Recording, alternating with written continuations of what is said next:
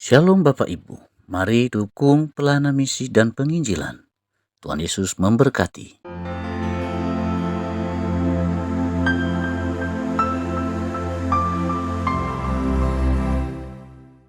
Shalom, haleluya. Ya, puji Tuhan, semua kemarin kita sudah memperingati kenaikan Tuhan Yesus ke surga. Ya, tujuan Tuhan Yesus ke surga jelas untuk menyediakan tempat bagi kita yang percaya. Sebagai orang Kristen, kita punya keyakinan yang pasti, keselamatan yang pasti. Maka dari itu kita ini dari hari ke hari diperbaharui iman kita, diperbaharui karakter kita di dalam mengiring Tuhan. Ya, saya menyadari kita masih perlu berjuang bagaimana menata hidup. Tentu memang tidak sempurna, tapi Tuhan menghargai perjuangan setiap kita. Asal kita mau berjuang, asal kita mau tekun, Tuhan akan menolong kita sampai pada finish. Amin. Maka kegiatan-kegiatan yang diadakan gereja kita, satu tujuannya supaya kita lebih mendekat kepada Tuhan. Ya, hari Minggu di sini dan hari Rabu nanti kita kembali menara rumah doa di tempat ini jam 10 pagi. Kita adakan secara konsisten. Nah, saya sudah komitmen satu orang pun, bahkan gak ada yang hadir sekalipun, tetap rumah doa berjalan. Ya. Karena saya percaya melalui rumah doa kita melihat mujizat. Ya. Dan saya juga berdoa ke depan akan terbuka lagi FA demi FA. Tentu bukan hanya saya sendiri yang memimpin, tapi akan lahir orang-orang yang akan memimpin di dalam family Allah. Baik, saya tidak panjang lebar. Kita buka saja Alkitab kita di dalam Matius pasal yang 5 ayat yang ke-6. Kita baca bersama-sama. 2, 3, ya. Berbahagialah orang yang lapar dan haus akan kebenaran, karena mereka akan dipuaskan. Saudara yang dikasihi Tuhan, kita ini terdiri dari tubuh, jiwa, dan roh. Satu pribadi, dua manifestasi, yakni roh dan jiwa. Kalau kita punya tubuh, punya jiwa, rohnya nggak ada, maka kita seperti apa itu ya? Seperti binatang yang tidak punya tujuan akhir dari hidupnya. Binatang itu hanya punya jiwa dan tubuh, betul nggak? Yang jurusan biologi di sini ada? Ada. Tapi kalau kita belajar, binatang itu hanya punya tubuh dan jiwa, tidak punya roh. Bagaimanapun kita sayang kepada binatang, kalau dia babi, dia berakhir dari apa itu ya? Tempat pemanggangan. Iya kan? Senang makan babi panggang? Haleluya. Orang Batak, orang Nias, orang Manado, orang Chinese, itu semua orang-orang yang suka makan daging B2. Apalagi daging merah ini. Utuhnya kan bisa makan, bisa masak daging merah. Nanti kapan-kapan. Sop buntu dan lain sebagainya. Amin. Ya. Bahkan anjing yang kita sayangi sekalipun, saudara,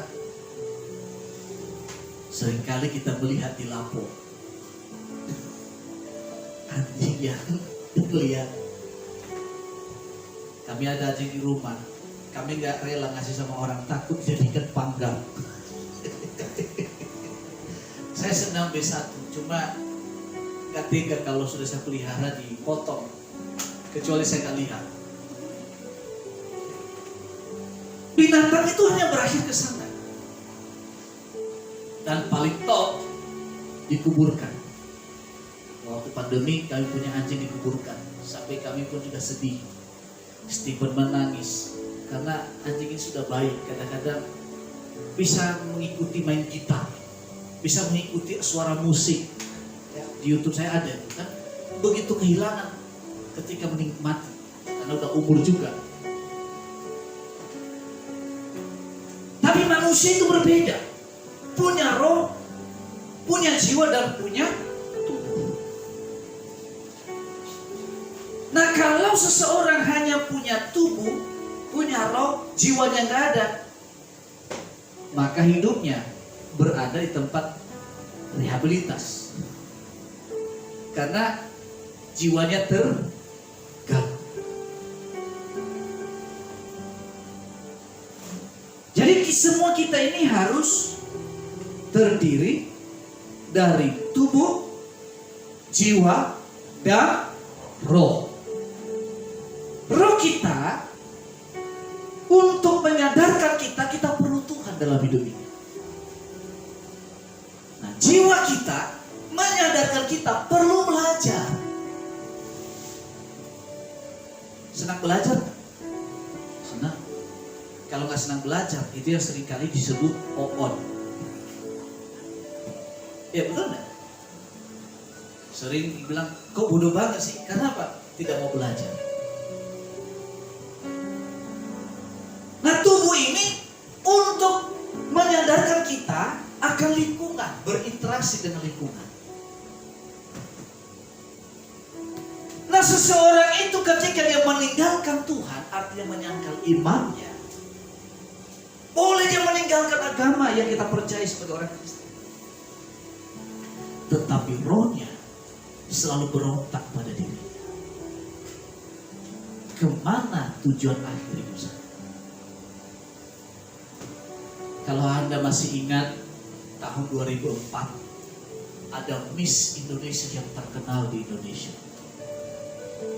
yang memulai karirnya dengan rasa takut akan Tuhan. Tapi gara-gara duren, tahu duren? Udah keren. Gara-gara udah keren, yang notabene-nya tadinya orang yang percaya Yesus sebagai Tuhan dan Juru Selamatnya, meninggalkan Yesus oleh karena kemiskinan. Nah, akhirnya dia ikut. Dan apa yang terjadi? Memang mereka bahagia ketika menikah. Dunia menjadi milik berdua. Mantap ya. Kalau Fajr mengatakan, apapun aku korbankan demi keutuhan kita berdua. Haleluya. Nah, dia korbankan, Tuhan Yesus dia korbankan demi cinta. Ya, apalagi kalau cinta diungkapin dengan diamond. Tahu diamond? Permata.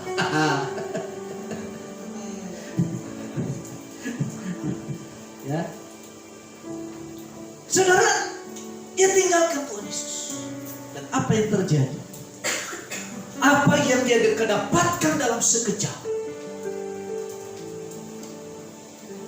dia kehilangan juga dalam sekejap. Suaminya mati tiba-tiba.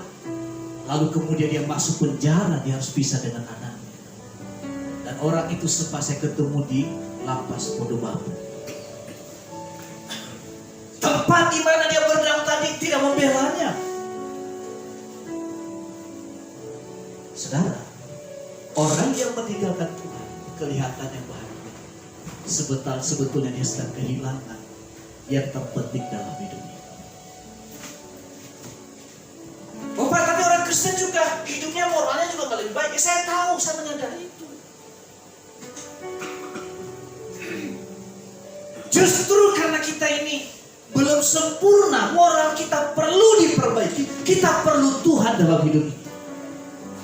Kita perlu memiliki rasa lapar dan haus akan kebenaran. supaya kita diperbaharui dari hari ke hari. Amin. Maksudnya apa? Waktu kita bersalah, kita menyadari. Kadang-kadang jujur saya manusia, saya juga manusia ini. Kadang-kadang satu yang masih bergumul dalam hidup saya, bagaimana supaya tidak marah melihat kenyataan tidak seperti yang saya bayangkan. Cuma cara kita berbeda-beda. Ada yang meluap-luap, tapi ada yang mendumel dalam hati. Kalau di depan umum, saya paling dalam hati mendumel. Tapi kalau nggak ada orang, mungkin saya mengatakan ini orangnya kok bodoh banget ya. Nah ini masih bergumul untuk itu. Kemarin tuh pernah ada ibu-ibu itu, saya lagi bawa mobil, udah tahu jalan macet, ya serobot ke depan, saya nggak bisa lewat. Saya buka jendela, ngomong saya bilang, dodol. Karena kesel banget. Tapi daripada saya nggak ngomong goblok. Karena keselnya, dodol. Dia cuma ketawa, saya ketawa, tapi kesel di hati. Karena dodol itu sering saya panggil nama anjing di rumah. Tapi spontan karena kebiasaan itu, dodol. Karena udah macet. Nah kalau saya nggak bisa lewat, otomatis di belakang itu kan ada pertigaan. Mobil aja bisa lewat. Gara-gara ibu satu ini. Tapi ibu Irna luar biasa, nggak ada takut dan gentar. Ya harus bangga ibu-ibu ya. Bawa motor, kalah laki-laki. Jadi laki-laki jangan sombong. Wanita itu kelihatan lemah padahal perkasa. Ya kan?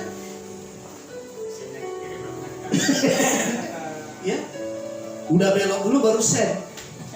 Disenggol orang kan lihat, saya udah set.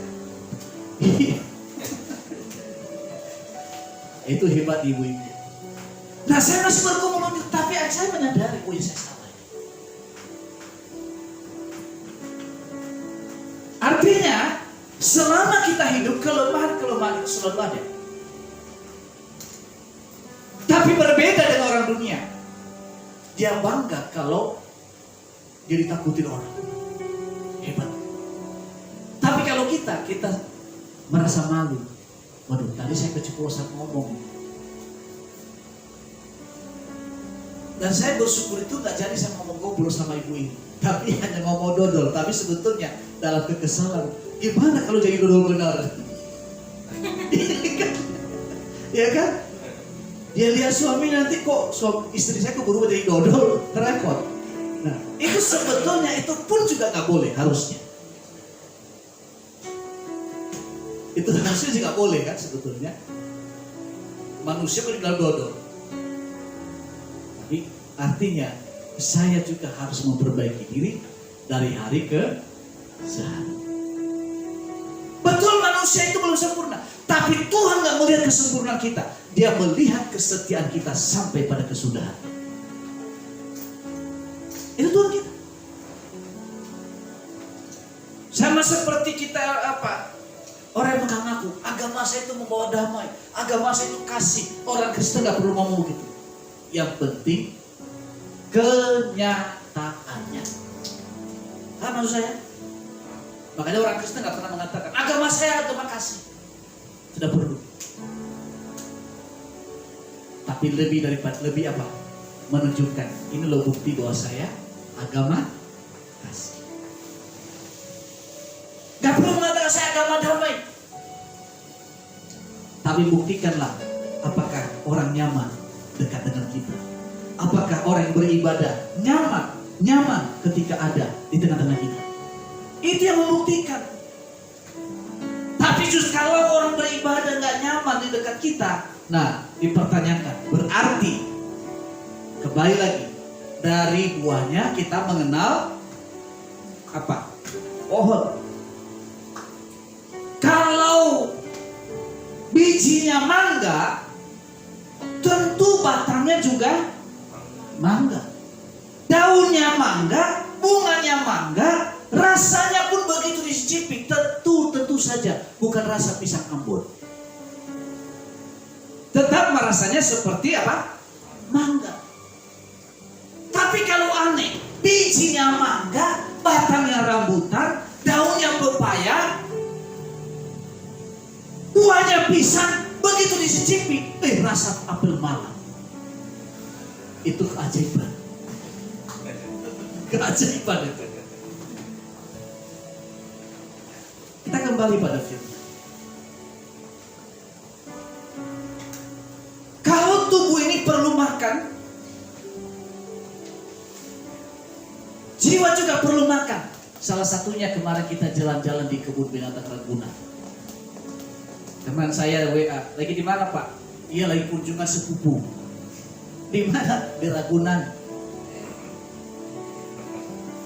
Karena dengan melihat, waduh, begitu binatang ya.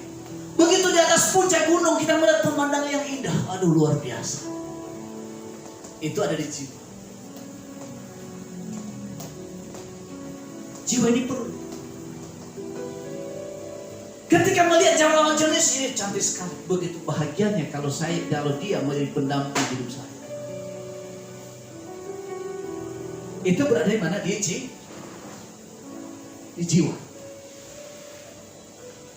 Bagi laki-laki dari pemandangan pertama sampai pada komunikasi.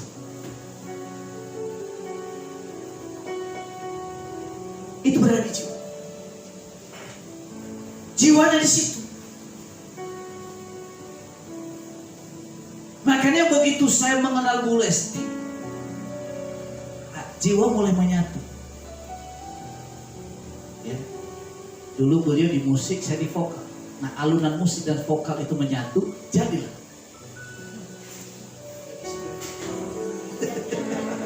Ya kan? Kalau Svaja mengatakan 10 tahun yang lalu menyatu hatimu dan hatiku.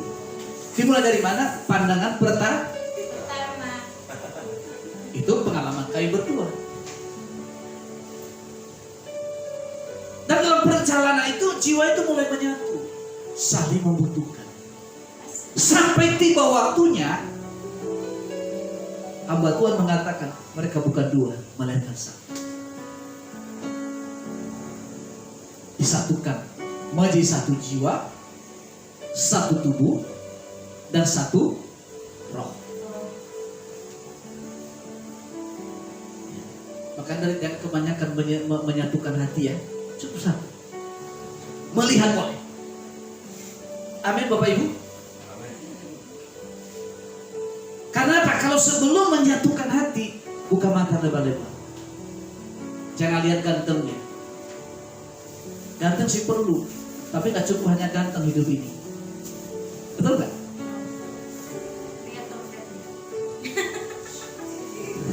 Apa?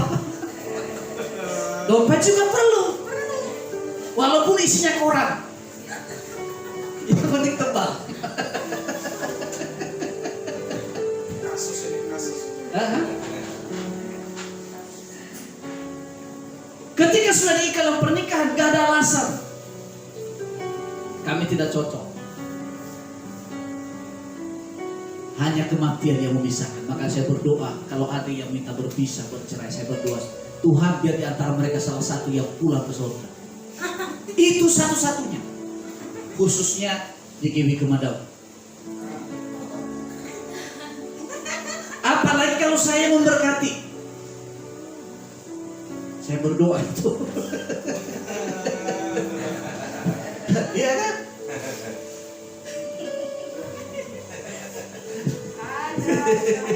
Kok pada ketawa ini? Ada apa ini? Saya jadi tertanya ini. Ya? Makanya selalu saya berdoa keluarga demi keluarga Tuhan berkati. Oleh karena itu jiwa ini bertumbuh dan tidak cukup sana, tapi harus bertumbuh secara roh. Dengan cara bagaimana? Ayat yang ke-6 tadi, berbahagialah orang yang lapar dan haus akan kebenaran, yakni melalui persekutuan kita dengan firman.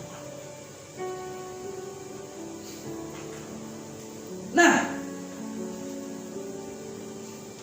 tubuh kita makanannya nasi goreng, bakmi, tadi saya sebutkan, itu tubuh. Sehingga ada yang pertumbuhannya cepat besar, ada yang pas-pasan. Jiwa kita tadi jelas kebutuhannya, tapi kebutuhan roh kita adalah persekutuan kita dengan firman Allah.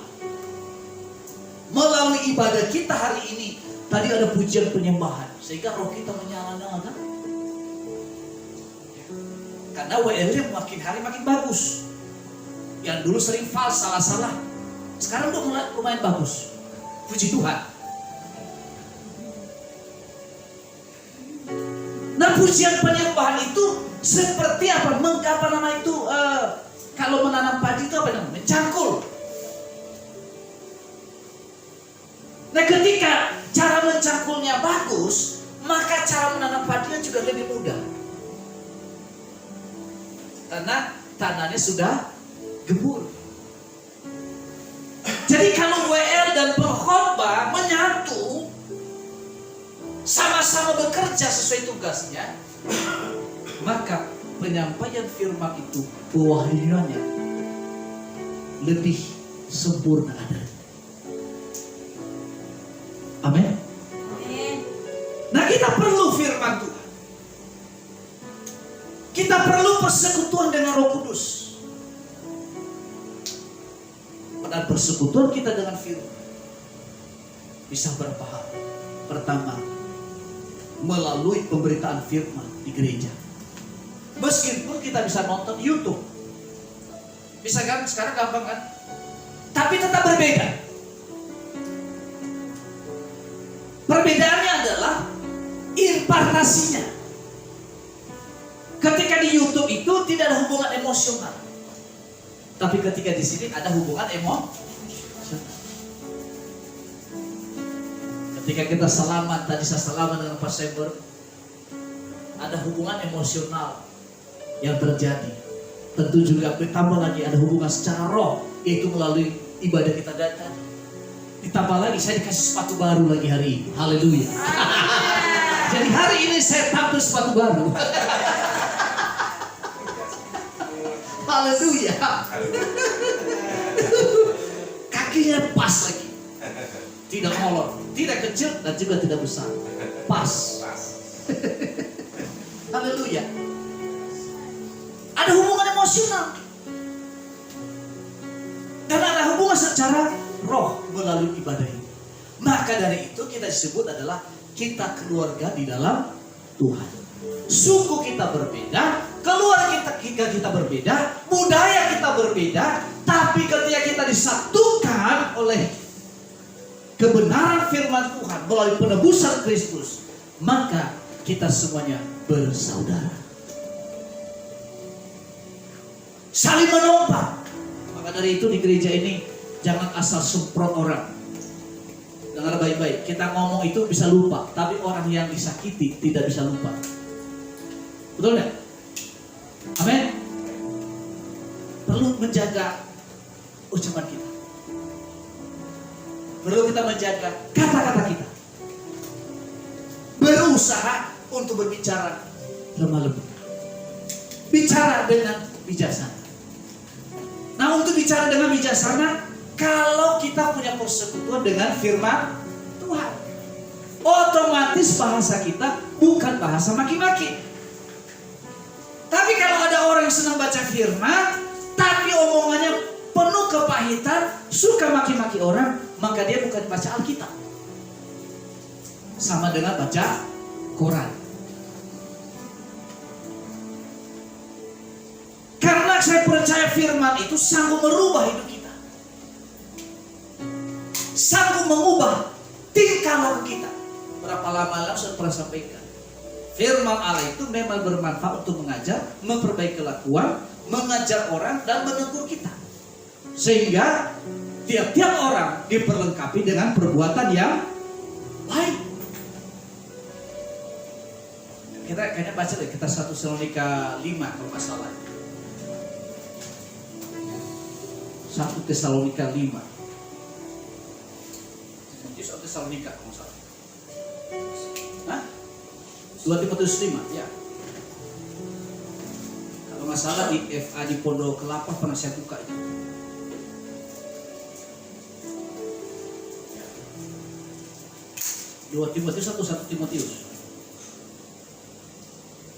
2 Timotius 3 ayat 16.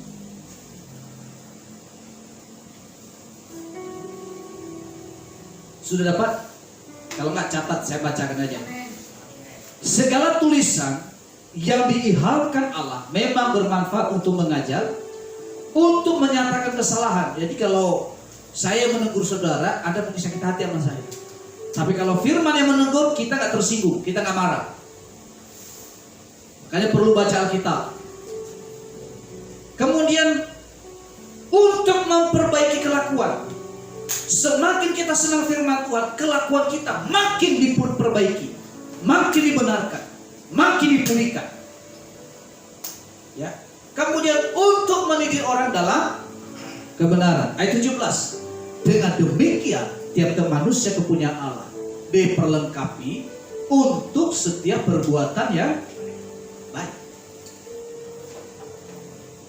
Jadi barang siapa yang haus akan kebenaran,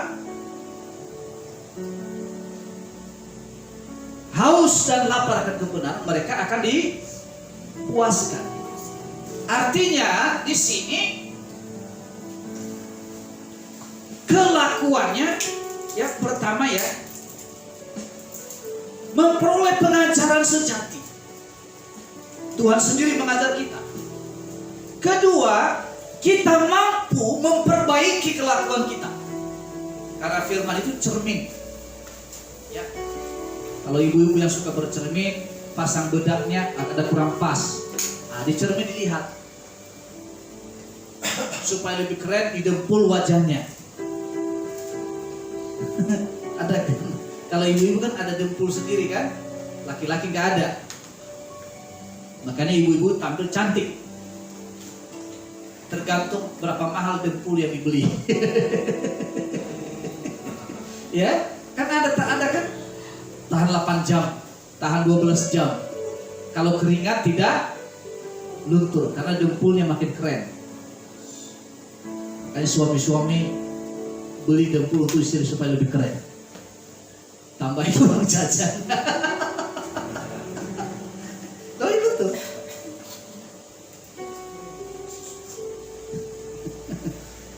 Kemudian untuk menyatakan kesalahan. Oh, saya ini salah ini.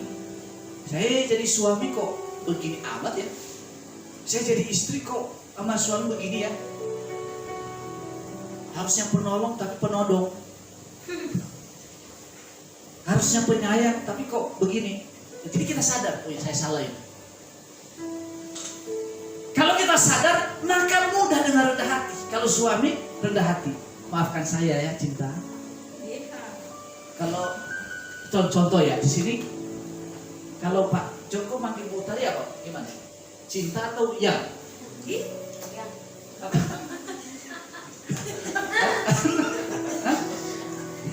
Kalau Iwan manggil istri apa?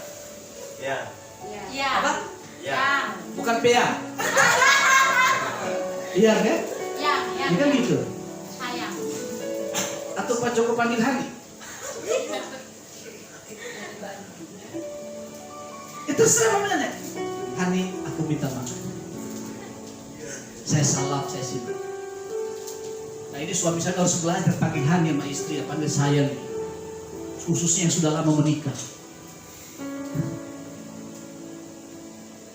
Ayo, yang senang memanggil istrinya sayang, ada nggak? Coba angkat tangan.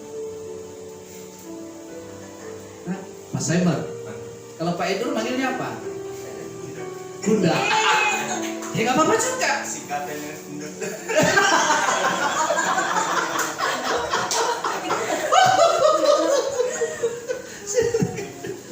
Kayak pokoknya intinya kasih sayang.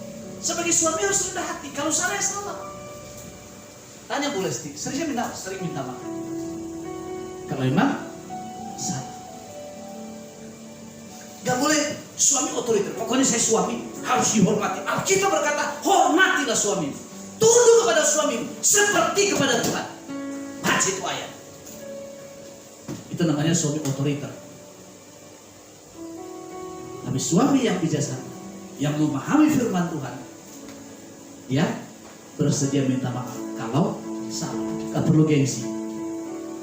Bahkan kepada anak pun juga sering saya minta maaf. Hanya anak saya 2 di depan ini. Dalam berdiskusi pun juga saya aja debat. Ayo argumentasi, mana yang benar? Jalan kita. Karena kita ini harus semakin bertumbuh dalam kebijaksanaan. Sebaliknya juga kalau istri saya minta maaf, oke sama suami. Oh, saya nggak perlu ngomong minta maaf, yang penting kelakuan saya. Ya perlulah. Apakah panggil Hani atau Bani, manggilnya Bani minta maaf ya, atau yang atau apalah ya, pokoknya yang bagus-bagus, atau panggilan spesial ya. Dulu si Anang dengan Krisdayanti panggilnya Mimi Pipi ya. Entah ada panggilan khas, pokoknya mana lebih bahagia ya. Lalu kemudian kita tadi memperbaiki kelakuan,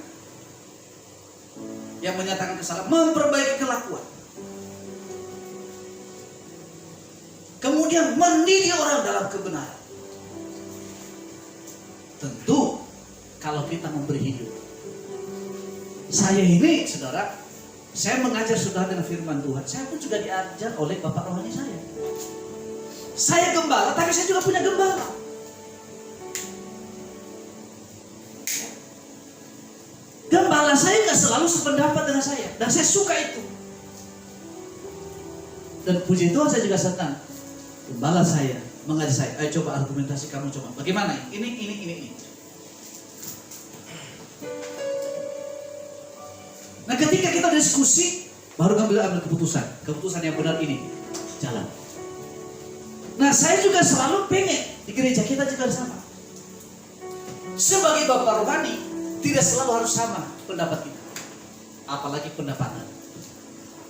Ya kan? Boleh kasih masukan, boleh ngasih pendapat. Saya akan pertimbangkan mana yang terbaik.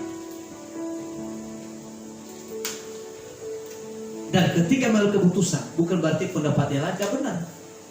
Mungkin pada situasi itu yang paling tepat kebijaksanaan adalah A. Mungkin besok yang B. Tergantung situasi. Sehingga ayat 17 mengatakan, dengan demikian tiap-tiap manusia kepunyaan Allah diperlengkapi untuk setiap perbuatan baik. Nah, kita ini harus diperlengkapi. Maka dari itu Tuhan katakan, untuk bisa kita peroleh itu harus dimulai dari kerinduan, yaitu rasa lapar dan haus akan kebenaran.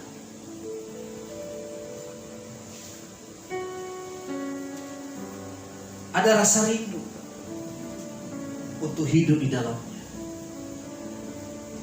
Saudara kasih Tuhan, namanya orang lapar pasti punya reaksi yang spesial.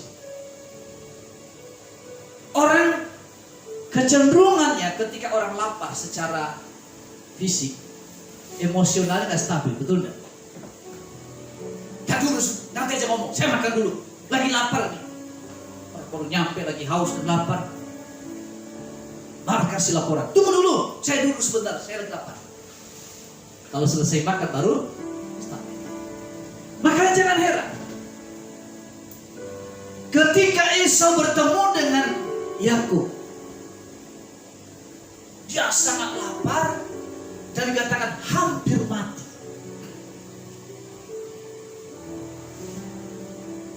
Dan apa yang terjadi?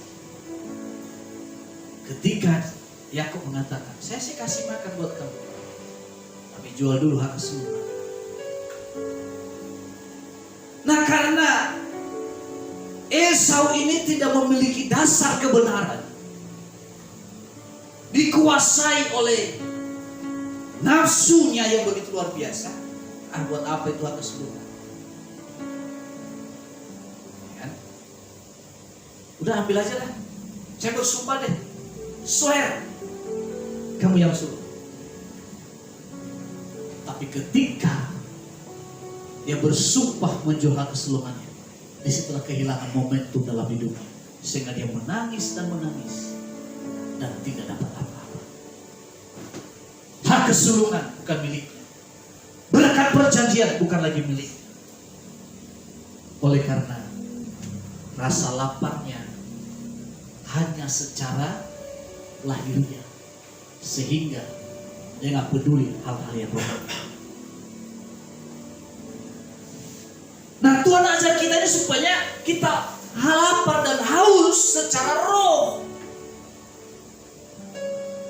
dan kita mendapatkannya juga dengan cara yang benar.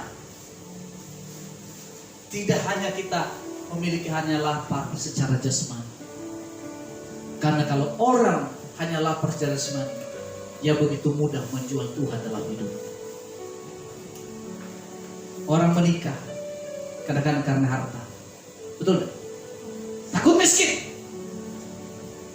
Oh, kalau itu kan bentuknya kayak odong-odong. Kalau ini kan kantongnya tebal.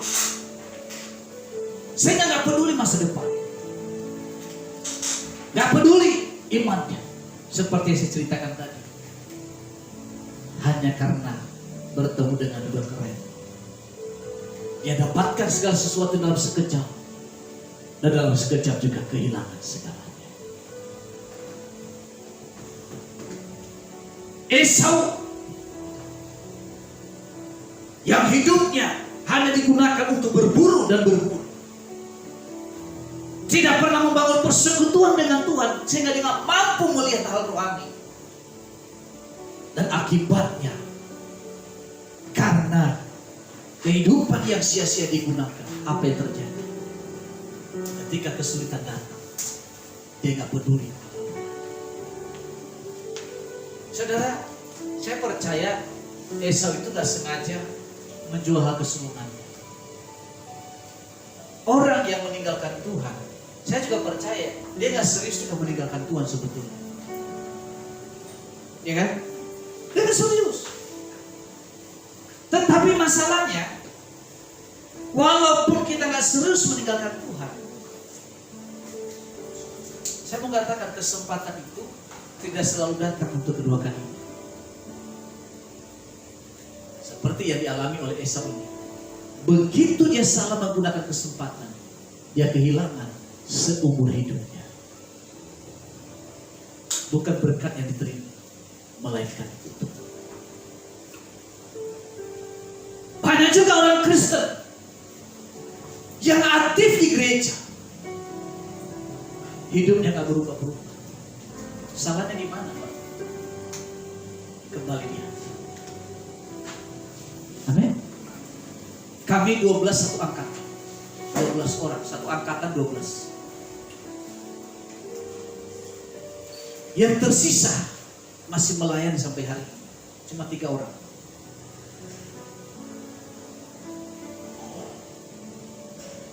Apakah salah? Apakah pemimpin rohani yang salah berikan didikan? Saya mau katakan tidak juga. Apakah sekolah Alkitab salah mendidik kami? Tidak juga. Yang salah adalah bagaimana kami meresponinya. Apakah juga kami yang masih dalam pelayanan, kami gak punya masalah, kami gak pernah mengalami pergumulan dalam hidup? Banyak pergumulan. Yang membedakannya adalah responnya. Makin besar pergumulan, makin kami harus mendekatkan diri sama Tuhan. Makin besar kesulitan, makin kami mengandalkan Tuhan. Itu yang membedakan. Pak, saya kan pengangguran, gak ada kerjaan. Siapa bilang kamu pengangguran? Kamu harus beri waktumu kepada Tuhan. Kalau orang kerja misalnya ya, jam 9 sampai jam 4. Bisa kamu juga berdoa dengan jam yang sama? Bisa? Saya percaya Tuhan juga berkati kamu dengan cara demikian. Jam 9, jam 10, jam 11, jam 12, istirahat sampai jam 1, doa. Bisa. Tapi doa dengan sungguh-sungguh. Saya percaya meski kamu pengangguran, kau bisa melihat mukjizat dengan cara berdoa yang sungguh-sungguh. Kok bisa Pak? Apakah berkat turun dari langit? Enggak. Tuhan pakai burung gagak. Tuhan pakai orang fasik. Alkitab berkata, burung di udara Tuhan pelihara, apalagi kamu. Jangan kamu khawatir apa kau makan dan minum. Sebab apa? Tuhan mengirimkan orang-orang yang tidak mengenal Allah untuk memelihara hidup. Bukan berarti dia kasih kamu uang, tapi dikasih kamu kesempatan. Kesempatan dibuka bagi. Dan itu saya lihat dalam perjalanan hidup. Waktu kami awal-awal kita buka gereja ini, kami kesulitan, semua kesulitan. Dalam keuangan. Dari jam 6 pagi itu non-stop sampai jam 12 siang saya doa. Terus sehingga terjadi mujizat demi mujizat terjadi. Jadi bagi yang belum bekerja, ikuti apa yang ajarkan di hari ini. Praktekkan. Gak usah pun deh 4 jam pagi, 2 jam aja pagi hari. Bisa? Bisa kalau mau. Ngerumpi aja bisa 10 jam, bisa 10 jam kok. Nongkrong di warung kopi bisa berjam-jam. Masa doa gak bisa? Mungkin kamu gak dapat pekerjaan, tapi kamu punya berkat yang berbeda. Entah siapa tiba-tiba misalnya, Bu, tolong dong doain kakak saya. Belum ditumpang tangan orang udah sembuh. Oh iya, bisa. Asal kita responi dengan baik. Kami juga melayani saudara dulu itu daerah Muara Baru ditolak oleh rumah sakit. Bahkan ada 2 pendeta, 1 STH, 1 master. Begitu orang ini doakan kerasukan kedua-duanya. Kami datang dengan orang sederhana, main gitar. Orang ini hidup udah badan udah lurus, nggak bisa apa-apa. Kita nyanyikan pujian, tiba-tiba matanya kebuka. Oh, haleluya. Kita mulai senang. Terus kita menyembah. Dia mulai buka mata, mulai duduk, mulai bisa minum, mulai bisa berdiri. Ke kamar mandi, makan, sembuh hari itu juga. 2 minggu kemudian, saya ketemu orangnya, saya lupa. Kenapa? Waktu kita doakan kelihatan tinggi. Begitu udah gemuk, ternyata orang yang pendek. Saya lebih tinggi dikit. Kemarin kita lihat kurus, tinggi. Ketemu pendek, ternyata lebih pendek dari saya. Kita lihat. Kenapa bisa? Karena doa. Respon dengan. Ya. Terus kemudian dikatakan, berbahagia orang yang lapar dan haus akan kebenaran. Karena dalam dirinya ada kebenaran, otomatis ada sukacita. Dan orang yang dekat dengan kita akan bersukacita, akan berbahagia. Dan ada orang yang bisa dipercaya kalau orang lain curhat. Kenapa? Anda gak sembarangan, apa namanya itu ya, gosip. Menjadi pendengar yang baik. Manusia itu gak senang kalau lagi ngomong itu dipotong-potong. Betul gak? Ayo, siapa yang kalau lagi ngomong dipotong orang, senang gak? Kesel ya? Tapi karena Anda menjadi pendengar yang baik, apapun orang curhat. Dan yang kedua, Anda orang yang mampu merahasiakan rahasia orang. Bukan menjadi ember kemana-mana. Bukan bangga menceritakan keluhan orang. Tapi Anda bangga menjadi pendengar yang baik, dan menjadi pendoa yang baik, dan menjadi penasihat yang baik. Ada orang yang bertanya kepada saya, Pak, bagaimana saya dapat jodoh yang baik? Saya katakan, kamu harus menjadi lebih baik. Betul? Ya kalau kamu nggak baik, tiba-tiba dapat orang baik, kamu bikin stres dia, mati muda. Iya, iya kan? Itu curang namanya. Kamu harus lebih baik dulu, baru orang yang terbaik kamu akan terima. Bagaimana mendapatkan suami yang rajin, konsisten? Kamu harus orang jadi rajin dan konsisten. Karena secara otomatis kamu nggak senang dekat dengan orang yang apa? Yang angin-anginan, betul nggak? Tapi kalau kamu angin-anginan, ya senyawa. Tuhan itu menilai objektif, ya kan? Bahkan kepada ular disuruh kita belajar untuk cerdik seperti ular. Kepada burung merpati kita diajar untuk apa? Tulus. Ya. Ular cerdik tapi tidak tulus. Yang ketidaktulusannya buah, kecerdikannya ambil. Merpati itu tulus tapi bodoh. Kebodohannya jangan ambil, ambillah ketulusannya. Itu caranya. Bagaimana supaya dapat istri yang baik? Ya kamu harus menjadi calon suami yang baik terlebih dahulu. Matanya jangan suka jilalatan. Jangan masukin wanita. Kayaknya saya cocok dengan kamu. Itu mengumbar gombal. Ya. Apalagi kalau udah punya suami, udah suami. Oh, saya masih bujana.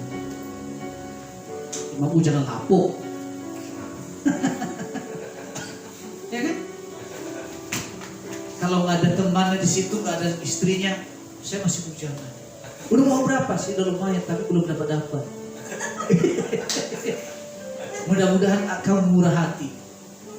Ini harus saya tengking dalam nama Yesus seperti ini. Ya?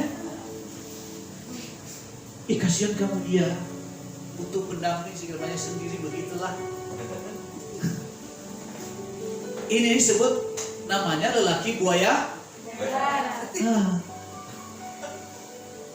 Makanya jangan suka bikin lagu baru.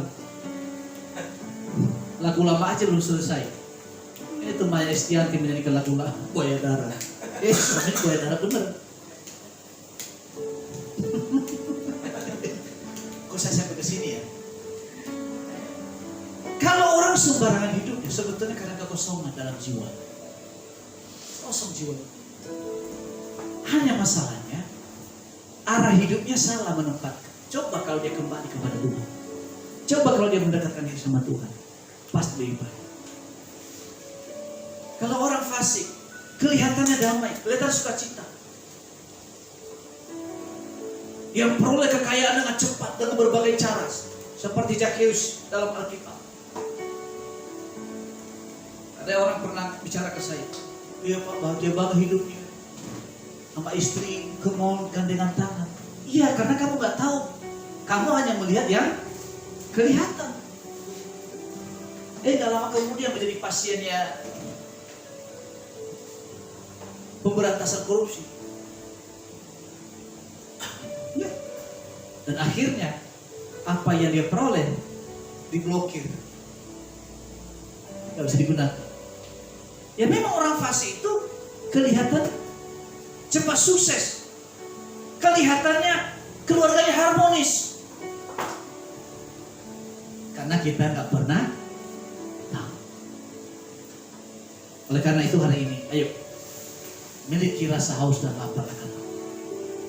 Maka kamu akan puas dengan apa yang ada. Kamu bahagia dengan punya istri sebagaimana apa ada hari ini. Kamu akan puas mendapatkan suami sebagaimana apa ada di hari ini. Kalau ada yang belum sempurna dalam dirinya, kamulah pelengkap dari ketidaksempurnaannya. Amin. Amin. Istri gak sempurna, sama seperti suami tidak sempurna. Suami gak sempurna, sama seperti istri juga tidak Sempurna. tapi dua dijadikan satu supaya saling melengkapi satu dengan yang lain. Amin. Kalau menurut kamu kurang cantik, ya rawatlah dengan supaya cantik. Jangan rawat punya orang lain. Karena Kelihatan cantik itu gampang, tinggal di make up selesai.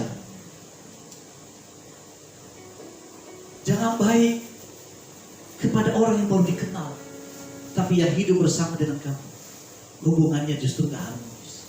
Yang itu harus diperbaiki dengan baik. Amin Bapak Ibu. Jadi kalau ingin berbahagia dalam hidup ini, kamu harus mendekatkan diri kepada Tuhan. Memiliki rasa haus dan lapar akan Allah, yakni dengan membangun persekutuan dengan Dia, melalui firman, melalui doa, melalui pujian, dan melalui penyembahan. Amin.